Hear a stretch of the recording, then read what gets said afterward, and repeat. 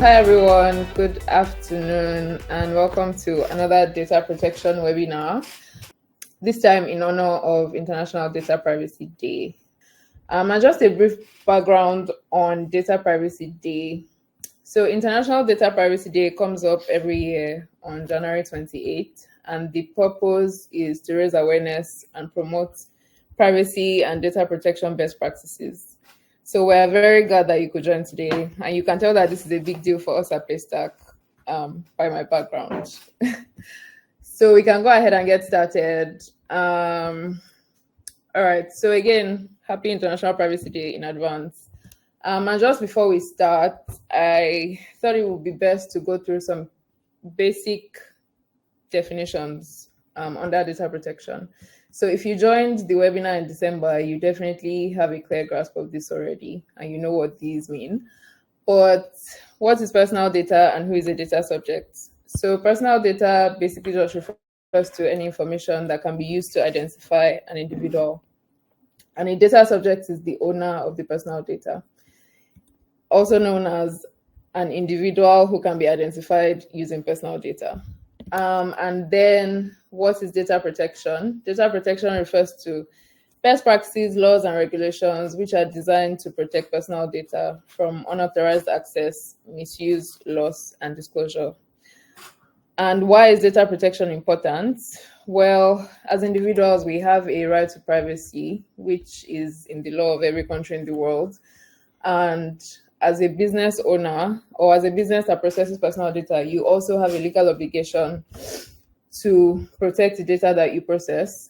Also, when you uphold data protection principles, your customers will trust you, your business will grow, and you have a competitive edge over other businesses.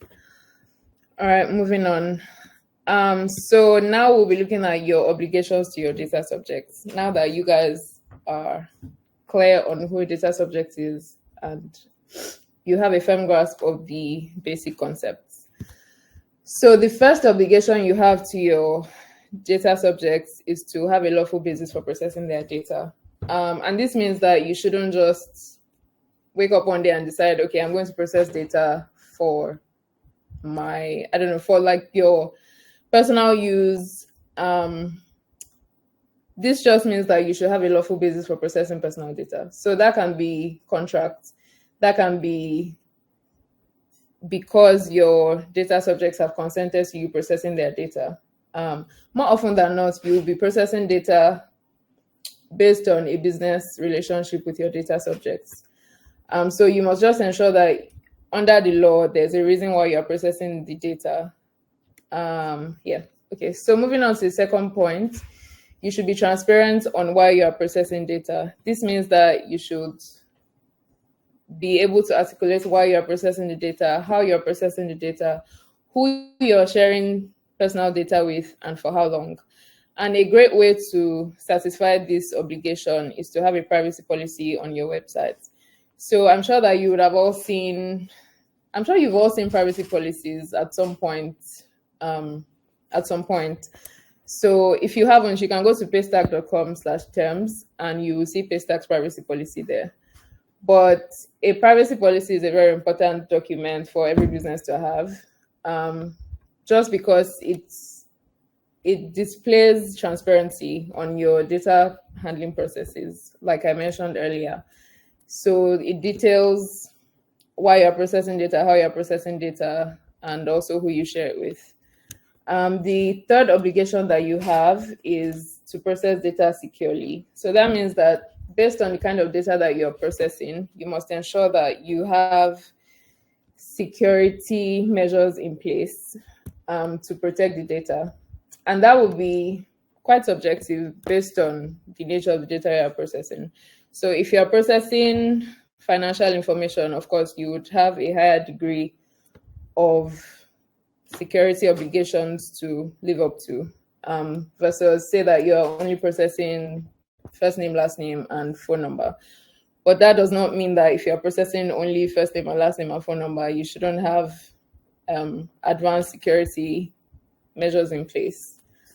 The fourth one is breach notification. So as a data controller or as a company that collects personal data, if there's a breach, you have an obligation to notify a supervisory authority in some instances, and you might also need to notify your data subjects. So just ensure that you have processes in place for when there's a breach, because in the last webinar we spoke about breaches, and we talked about how a breach will more often than not happen, and it's not a matter of if, it's usually a matter of when. And then the fifth obligation is to uphold privacy rights. So data subjects have certain rights under the law, and people who process their data must make sure that they have clear channels and clear processes for upholding those rights. So we'll look at what those rights are and how they can be fulfilled later in this session. All right, moving on. So in the previous slide, we spoke about a privacy policy and how it's a really, really great way to show transparency, and how it would help your customers understand how you process their data and why. So now we'll be focusing on the best practices for a privacy policy. So what is a privacy policy? Again, it's a document that says how and why your company or your website or your application collects and handles personal data. And yeah, okay, so what is the best way to create a privacy policy? The first is to use plain language. So this means that in crafting your privacy policy, you should consider who the end user is.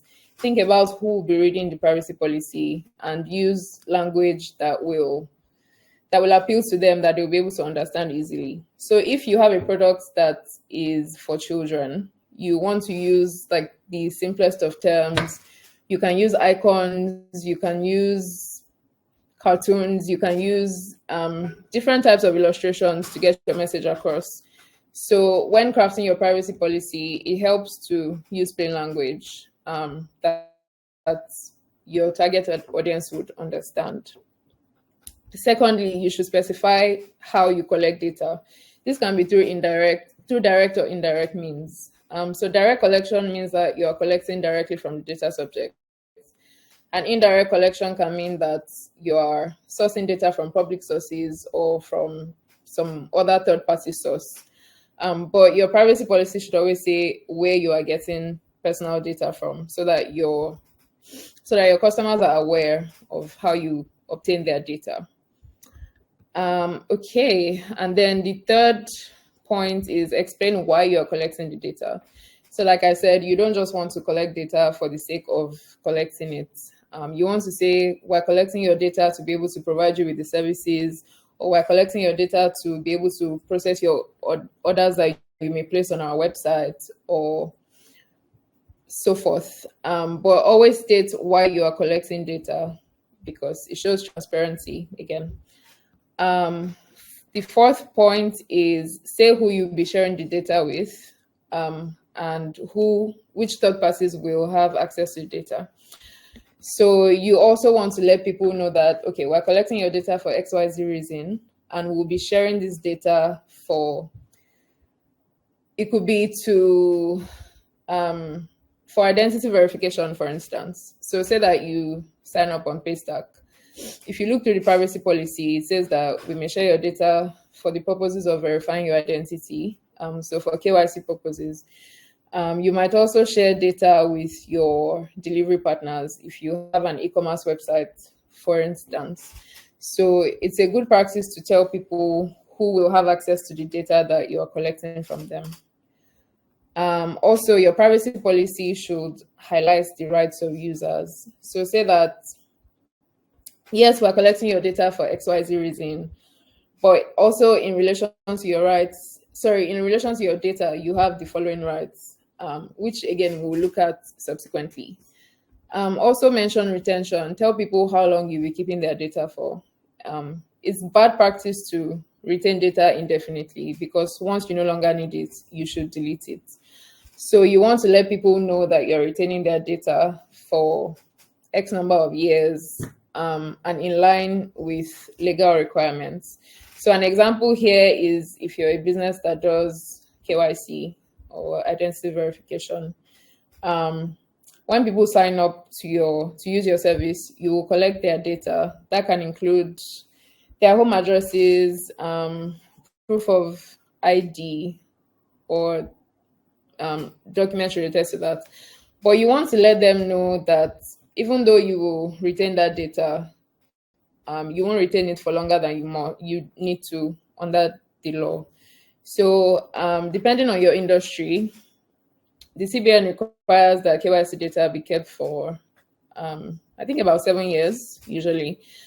So your privacy policy can say that, okay, we're going to keep your identity verification data for X number of years, and after that, we'll delete it. Your privacy policy should also say that you have security measures in place to protect the data, of course.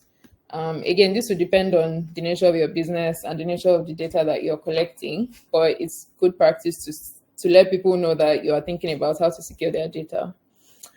Also, your policy should mention when it was last updated, the effective date, and how you will communicate updates to your customers. So that could be by email, or it could just be that you will update the policy page, and then update the effective date.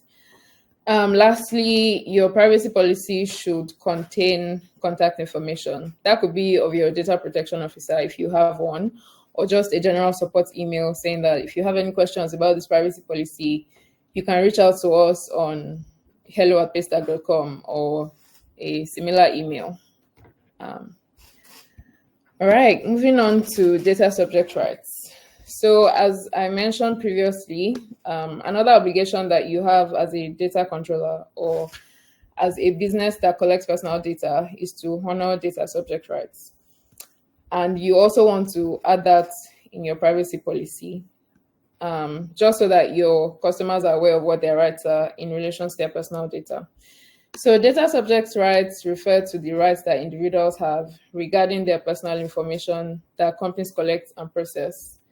And usually these rights are outlined in data protection laws, and they give individuals control over their data. That's the whole point of data subject rights. So these rights are usually rights to access, right to modify the data, right to ask you to erase the data, or right to be forgotten. Data subjects can also ask you to move their data to another company or so on. Also the right to restrict processing, right to object to processing, and right not to be subject to automated decision making. So I'll just run through and explain briefly. So access means that your customers can ask you why and how you are using their data. So yeah, like I can just reach out to a business that I know holds my data and say that, okay, I want to know what you are doing with my data and what data you are even holding that has to do with me. And the business has to reply and tell me, okay, we have your name, we have your email, we have your phone number, and so on. And then the next is the right to modify. So if I know that a business retains data that has to do with where I live and I move houses, I can reach out to the business and say, please modify my data that you're holding because I no longer live here, or I no longer use this phone number, or so on. But that's a right that data subjects have. And this is linked to the data protection principle of accuracy. So you always want to make sure that the data that you hold on data subjects is up to date. The third is the right to erasure or the right to be forgotten. So I can reach out to a data controller or to a business that holds my data and say that I want you, starting today, to erase all the data that you have on me. And in some cases, they may or may not be able to honor that request, but we'll talk about that later. You also have a right to ask businesses or data controllers to move your data that they hold to another data controller. So I can reach out to an e-commerce website, let's say Gigi, for example. I can reach out to Gigi and say, okay, I've been using your platform for 5 years. I want you to move my data to Jumia, another e-commerce platform. and they have to honor that request. There's also the right to restrict processing, which is basically like somebody reaching out to you to say, can you temporarily stop processing my data?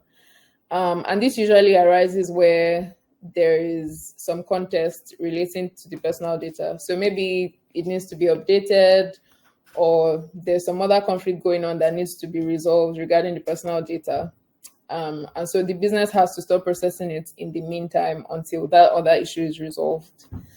And the next right is the right to object to processing. So your data subjects can reach out to you and say, I no longer want you to process my data for XYZ reason. So say that you sign up to an e-commerce platform again. You can be fine with them processing your data for your use of their platform, but not for them processing it for direct marketing. So it's possible for your data subjects or customers to reach out to you to say, okay, you can keep processing my data, but please don't process it to send me newsletters or invite me to events and so on. And then the final one is the right not to be subject to automated decision making or profiling. So this right means that individuals shouldn't be subject to a decision which is based solely on automated processing, especially if the outcome of the decision can have legal effects on them. So practically, it means that if you process data by automated means, say that you have an advanced AI program in your company that you use to determine who can or cannot get loans if you're a credit company, for example. A customer can hypothetically be denied a loan based on an unfair algorithm or some setting in the automated decision-making process. And so you should always make sure that there's some human intervention when you're processing data based on automated decision-making. So a customer could reach out to you and say, I don't want to be subject to automated decision-making. And I want you to make sure that if you're processing my data by automated means, there's some form of human intervention so that the algorithms won't be unfair to me and so on. But this is a very important right to keep in mind, given the fast growth of AI in our world today. And it's worthy of note that not all these rights are absolute. So there may be instances where you may not be able to honor some of the requests that you receive. And like I mentioned earlier, if somebody reaches out to you and says, I want you to erase all my data, but there's a law that says you have to keep that data for certain purposes and for a certain amount of time, you can reach out and say, we received your request, but we will be unable to fulfill the request at this time because of this law that says we have to hold on to your data for a while. And you can point them in the direction of the law just so that it's clear. Another instance where you may not be able to fulfill a data subject request is if fulfilling it will negatively impact someone else and there's no way around it. So you can reply and say, if we fulfill this request, another person will be negatively affected and there's no way around it, so we will not be able to fulfill your request. Also, if the request is excessive, repetitive, or it's not made with any serious purpose, you are entitled to say, okay, no, we cannot honor this request. So an example would be, say that I use an app for ordering food and I order like 5 times a day. And every time I order, I send them an email saying, oh, I want you to send me all the data that you hold that belongs to me. That could be regarded as excessive, and it could start to put burden on the company and their operations. So they would be entitled to say, no, unless I had a very good reason for wanting to see my data every day. All right. So best practices for responding to data subject rights requests. So the first is do make sure that you provide clear channels for data subjects to contact you. So this can be via your privacy policy, via your website. You could send emails saying, if you need to contact us, reply to this email. You could use social media to communicate the channels, but just make sure that your customers are aware of how they can reach you to exercise their data subject rights. So it could be by phone, email, again, or social media, or your website. And the second is communicate clearly. If you are unable to fulfill a request, say so. If you need additional information, request that. Don't just, for instance, reply okay to an email when somebody requests that their data be deleted or moved to a new controller. So make sure that you communicate clearly, carry your customers along when they reach out to exercise their rights, explain things clearly, even when you can't honor their requests. Just make sure that you proactively communicate and it doesn't seem like you just can't be bothered to reply. The third is make sure you verify identity. So if someone reaches out to you and says, well, I want you to delete all my data, make sure make sure that you're communicating with the right person. So you can ask for proof of ID to match with what you have on file for the customer, for example. And there are instances where a third party can reach out to you on behalf of a data subject. And you also want to verify their authority for reaching out to you on behalf of that data subject. So make sure that you verify the identity of the requester before fulfilling the request. The fourth point is do not include sensitive information in your response. So if someone asks for a copy of their data, for example, you do well not to include information that is potentially very sensitive, and that could lead to harm for you, or that could lead to harm for your company or for the data subject if it gets into the wrong hands. So just stick to what they asked. You don't need to include anything that is too sensitive or extra. The fifth point is do fulfill the request, but do not disclose data belonging to someone else. So in some instances, party A might request for data, but their data might be lumped together with party B's data. And you do not want to do that. You don't want to send data that relates to a third party, because then you will be disclosing data that doesn't belong to the person who made the request, and that could be dangerous for the third party.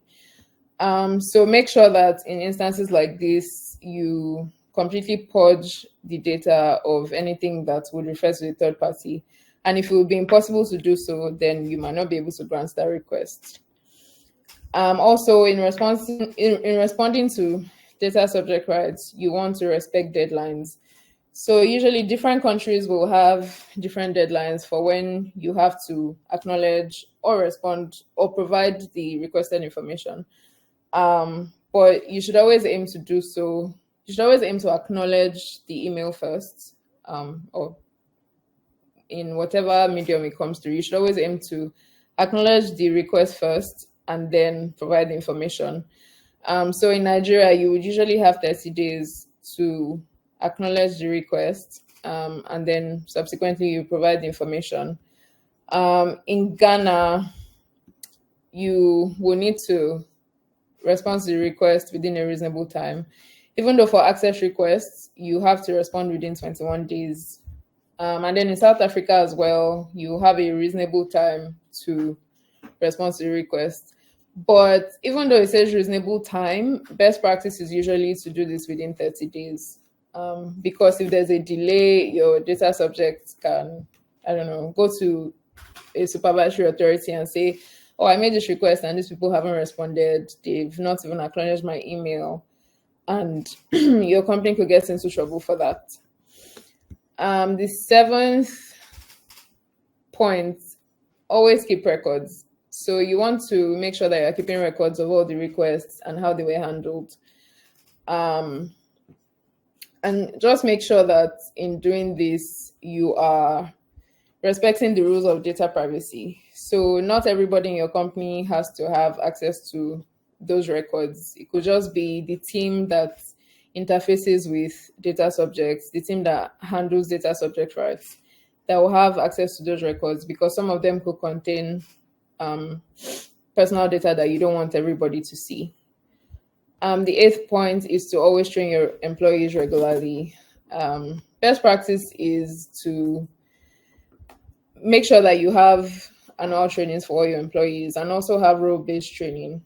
So for instance, the training that you will organize for the people who are directly involved with data subjects might be different from the ones that you would have for your product team, for instance, who don't really interface with data subjects.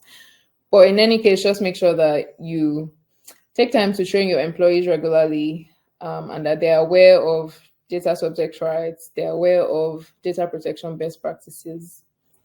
And the last point is to always seek feedback from your data protection officer or a DPCO if you don't have a data protection officer. But just make sure that you have guidance, especially in cases where you are not very familiar with the data protection laws in the jurisdictions where you operate. So yeah, it helps to make sure that you're always informed and you have people who are guiding you in your data protection practices. All right. We have basically come to the end of the webinar, but I just wanted to reiterate that Paystack has put together a lot of helpful resources for our merchants and for everyone. So we have a data privacy frequently asked questions page, which you can look through. Also, feel free to read through our privacy policy to understand how we process your data better. And if you have any queries that relate to data protection or just any queries in general, you can reach out to us at dpo@paystack.com, support@paystack.com, and hello@paystack.com. Because this was a very hot question in the last webinar, we have gracefully decided to share the slides with you after the webinar. So you're welcome.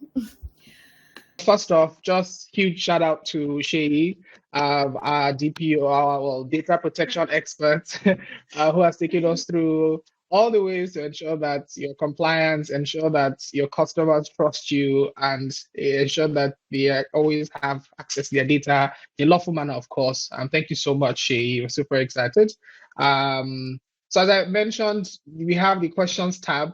So type in your questions. If you see someone has asked a question that you feel excited about, please go in there and upvote a question. So the most upvoted question, I see what I anything did. That's great. But instead of just saying echoing Obed's question, you can just give it an upvote and we will, start with that. Okay. Wow, Obed is a very popular person. So we're just going to answer that live and I will hand off to Shay. So the question is, how do I draft my data protection policy? Also, should the lawyer be involved? That's a good question.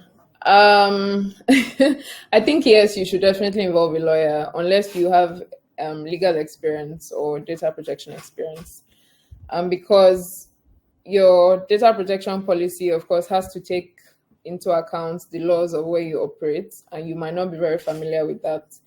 So best practice is to always involve a lawyer or a data protection compliance organization who have all the right tools to help your company be compliant with data protection laws. Oh, fantastic. I mean, I was curious to know, honestly, if they were like, because another question is here as well, which is essentially like, what are some, I would say, tips and tricks or like ways that small businesses can create their own data protection policy? Like, is there like a template, something that can copy and paste and tweak and adjust for themselves, that kind of stuff? I think there are definitely platforms that will let you have a template. For instance, Practical Law has lots of templates for business owners, and yeah, that includes policies. But best practice is to start with the law. Always starts with the law of where you operate, and then you can work backwards from that. So you can look at, for Ghana for example, you can look at the Data Protection Act. You can look at what it says organizations should do. You can look at what it says about data subject rights, and then you can document that in a way that is simple for your organization to understand and practice. But I would still recommend working with a lawyer, to be honest. Yes. Awesome sauce. All right. Thank you. So we've answered Obed's question as well as someone else's ahead. So for Gia, you asked if there's a template for small business owners. So that's the question that she has just answered. Except you want to add Okay. more to Yeah, it. I'd like to add more to you. So for small business owners, honestly, you don't have to put too much pressure on yourself. You can start with like a clear one pager that just says, this is how we process your data, this is how we use it, this is how it's to be transferred, this is how long it's to be retained for, and so on. And I've seen some people on Instagram actually um pin their privacy policies to their Instagram pages, and it was just like maybe 3 slides or so. But it still shows transparency and commitment to upholding your data subject rights. So you can always work with what you have. There are even some instances where an oral privacy policy would be acceptable. So if you can't write this, you can verbally tell people this is how we use your data and so on. So I hope that helps. I believe it does. Awesome sauce. Okay. Next up. Oh wow. All right, so I'm going to take INE first question. I'm just going to start answering that. All right. How do data subject rights intersect with cybersecurity measures, especially in the context of potential data breaches? Hmm. Okay, sorry, 1 second. Well, to start with, data subjects they have a right to expect that their data is secure with you, and that's where cybersecurity measures come in. So you must make sure that you're thinking about how you keep your data subjects data secure, and that starts from when you are thinking about your products. So there's something called privacy by design, which is working privacy considerations into your products from an early stage, also into your websites and so on, and making sure that you're accounting for security of data at every step of the way. So let me see, how do data subject rights intersect cybersecurity measures? Yes, and for breaches, I think in that case, it would be good to have cybersecurity measures, for example, for detecting breaches.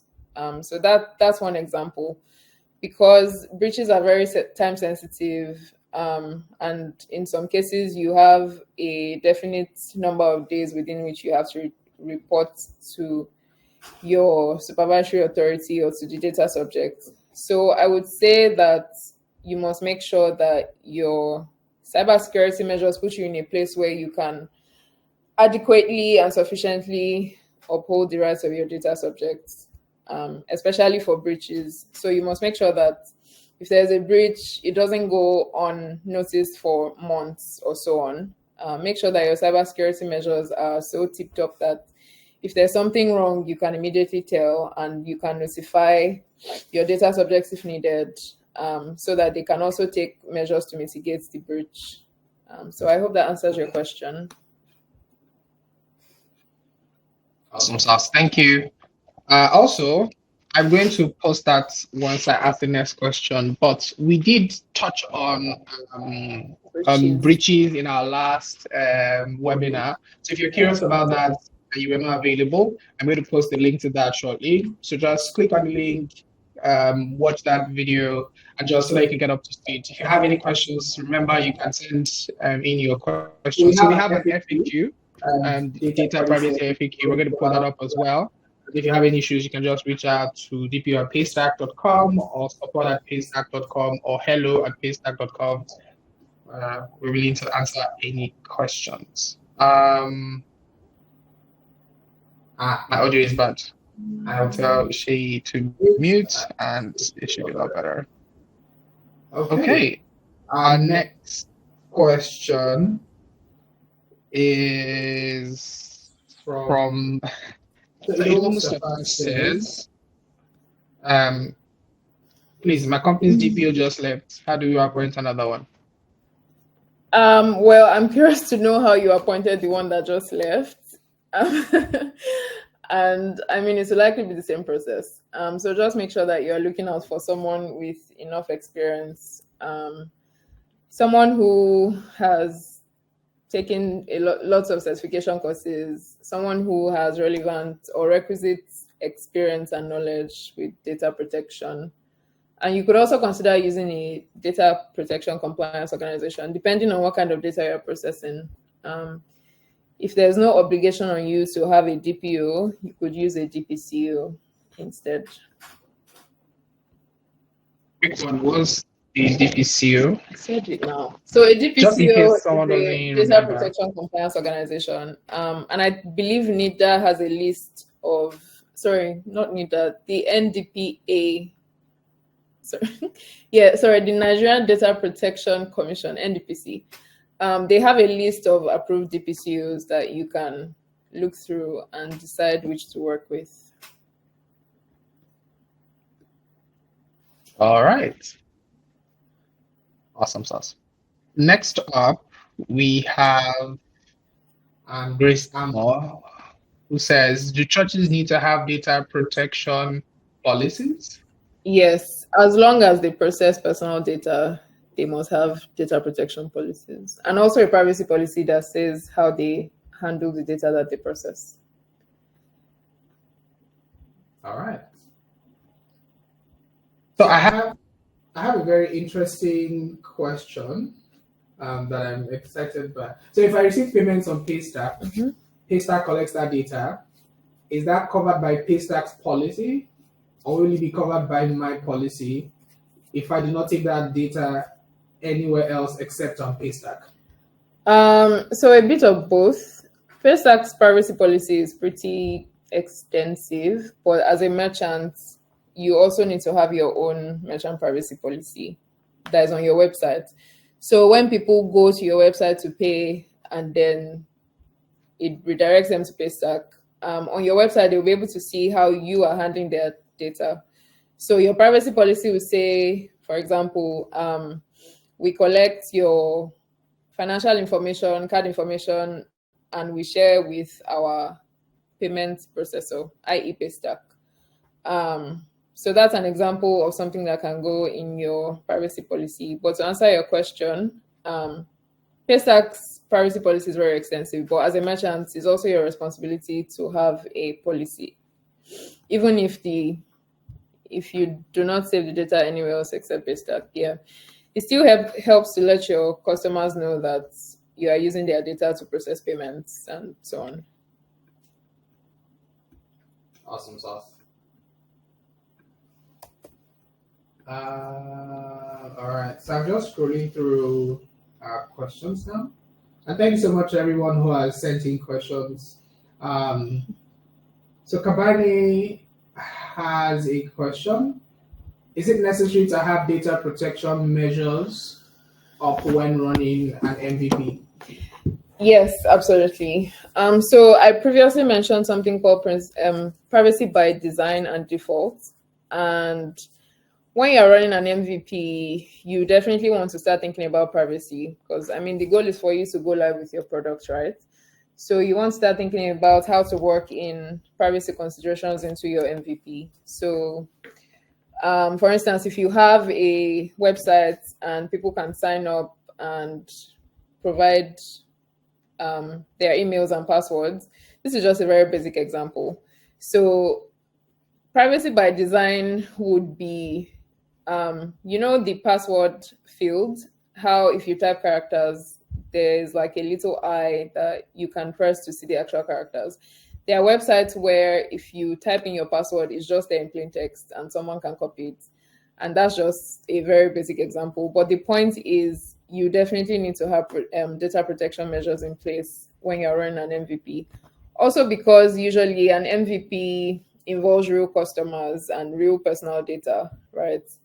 Even if it's just one or two people that are involved in your pilot, you still need to make sure that you are thinking about data protection measures, you're thinking about how to protect the data that you're collecting, even if it's on a smaller scale, and you still grow. Yeah.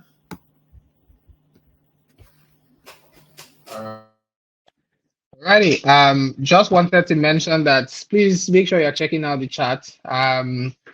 We have a team member who is in there clarifying a lot of things, answering questions. Big shout out to Tolu. She did an amazing job. So if you're curious about a bunch of things, just go in there. There'll be questions that are being answered in there as well. But if you'd like us to speak out or vocalize your questions, please let us know and we'll do that. Okay, we have 10 minutes more and we'll have to wrap up.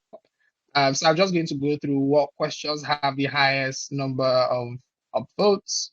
Okay, I think. So we have one from Derek. Derek says, are there any data protection organizations you are aware of and can recommend in Ghana? Not in Ghana, but I would start by looking at the website of the data protection. I'm so sorry, I was muted. So I was saying that I don't personally know of any DPCOs in Ghana, but I would personally start by looking at the websites of the Data Protection Commission in Ghana, because they will most likely have a list of organizations that they have certified as DPCOs that they encourage people to work with. So that would be a great place to start. Awesome sauce. Interesting. So we have a question from Joshua. Are there government penalties to companies without privacy policy? I think she mentioned that during the session. Yes. I mean, not the government, but whoever is in charge of regulating data protection in your country could fine you for not having a privacy policy, because it's usually in the laws that you must communicate to data subjects how you are handling their data. And again, the privacy policy doesn't always have to be in written form. It's just the easiest way. So there are instances where you could orally tell people how you're using their data. You could use infographics and so on. But the point is to just get the point across to your data subjects so that they know and they're informed about how you're using their data and who has access to it, how long you're retaining it for, and so on. All right. We are about done. I think we can take only one more question. Yeah, I believe we can only take one more question and we'll have to shut it down. But if you have any other questions, please remember that we have an FAQ that you can check out. I believe it will be in the chat there somewhere. So I must have linked it there. You can also send in your messages or your questions to dpo@paystack.com, to support@paystack.com, and of course to hello@paystack.com. Now, the last two I mentioned are for general support, but whatever you ask us, we'll still respond to you. But for your data protection inquiries specifically, data dpo@paystack.com. But first, I would advise that you check out our data protection FAQ, because a lot of the questions you have, we've answered them there. And you can also check out our last video, which I posted in the chat as well, which answered some of the questions I've seen here as well. We've answered them as well. So exciting stuff. I believe it's our last question. So I'm just going to have Shay choose one of the questions that she's most interested in answering. There are a lot of really good questions here, so I'm just going to hand it off to someone else.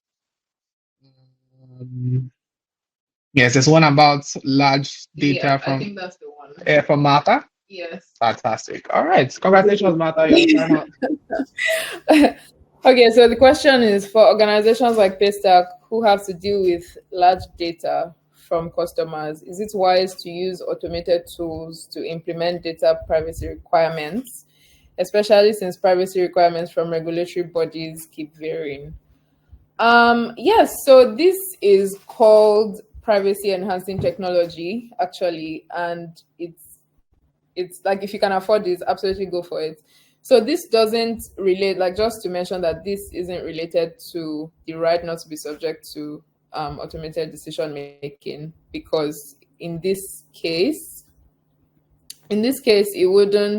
um, it wouldn't be dealing with the data of individuals. It would just be a way for Paystack to use technology to enhance its privacy practices. But like I said, these are referred to as privacy enhancing technologies, and there are quite a few on the market, like OneTrust, and so on. And you can absolutely use these to make your privacy requirements more seamless. So yeah, especially because regulatory requirements keep changing. But you also want to make sure that regulatory requirements are worked into those technologies while you are using them, because I think most of them are usually made for the European market. So you might actually have to still go in and change some things.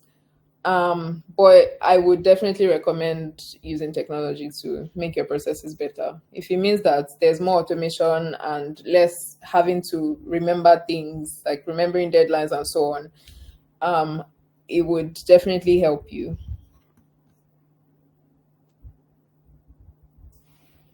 All right. Thank you so much, everyone. But before we leave, I believe that Shay has been absolutely amazing, and I believe she's inspired someone. So this person says, it's just to wrap up. I believe they said they would like to know more about data protection in general.